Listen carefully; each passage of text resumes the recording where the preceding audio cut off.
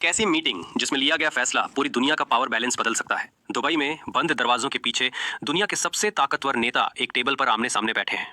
Agenda, NATO को सीधी चुनौती, और इस बार कमान है भारत के हाथ में। अमेरिका के थिंक टैंक और खुफिया एजेंसियां सकते में हैं। किसने भारत को इतना ताकतवर बना दिया कि वॉशिंगटन का दबाव भी बेअसर हो गया। दोस्तों, आज की कहानी सिर्फ टैरिफ, तेल या हथियारों की नहीं, यह है उस नए भारत की कहानी जो दुनिया की शर्तें बदल रहा है।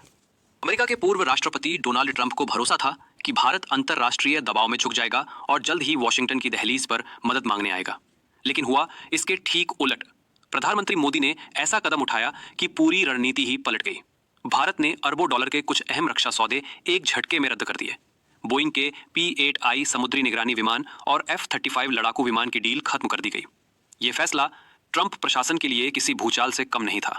भारत ने अपने पक्ष में वैश्विक समर्थन खड़ा कर लिया। रूस, चीन, ब्राजील और इजराइल ने खुलकर भारत का साथ दिया। ये केवल कूटनीति नहीं थी, बल्कि भारत का संदेश था कि अब वो किसी के दबाव में नहीं आएगा। तेल का मामला भी दिलचस्प था। कभी अमेरिका कहता कि ईरान से तेल मत लो, वेनेजुएला से मत लो, सऊदी और इराक से कम खरीदो। फिर वही अमेरिका रूस से तेल लेने को कहने लगा ताकि कीमतें स्थिर रहें। भारत ने सस्ते दाम पर तेल खरीदना शुरू किया और ट्रंप का गुस्सा बढ़ गया। दूसरा मोर्चा था फार्मा सेक्टर। अमेरिका भारत से लगभग 7 अरब डॉलर की दवाएं आयात करता था, लेकिन ट्रंप प्रशासन ने अचानक 25% शुल्क लगाने की घोषणा कर दी। इसका मतलब यह था कि 10 डॉलर की दवा अमेरिका में 35 डॉलर से भी महंगी हो जाएगी, जिससे लाखों मरीज या तो कर्ज में डूबेंगे या इलाज से वंचित रहेंगे। इसी बीच अमेरिकी सलाहकारों में मतभेद खुलकर सामने आए।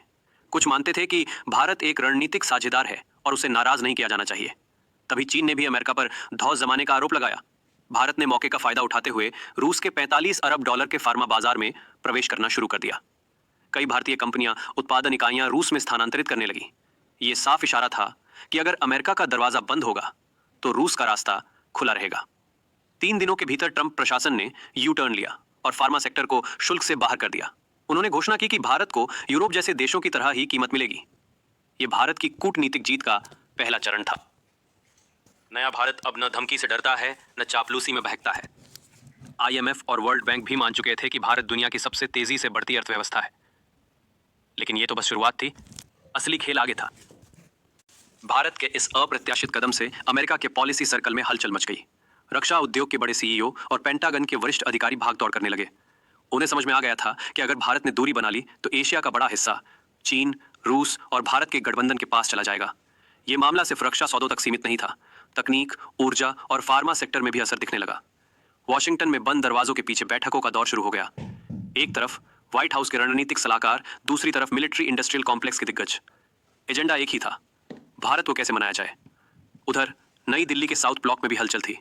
रूस, फ्रांस, इजराइल और कई अफ्रीकी देशों के रक्षा मंत्रियों के साथ लगातार बैठकें हो रही थी। सौदे भी सिर्फ डॉलर में नहीं, बल्कि रुपए और स्थानीय मुद्राओं में किए जा रहे थे।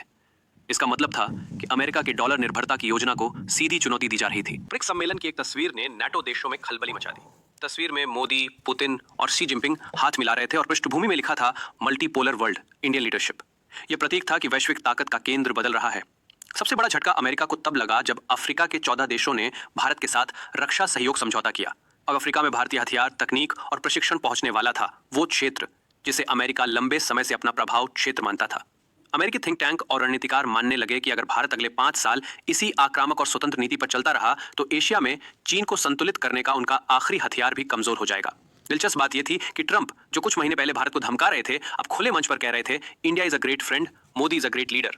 यह बदलाव भारत की रणनीतिक मजबूती का नतीजा था।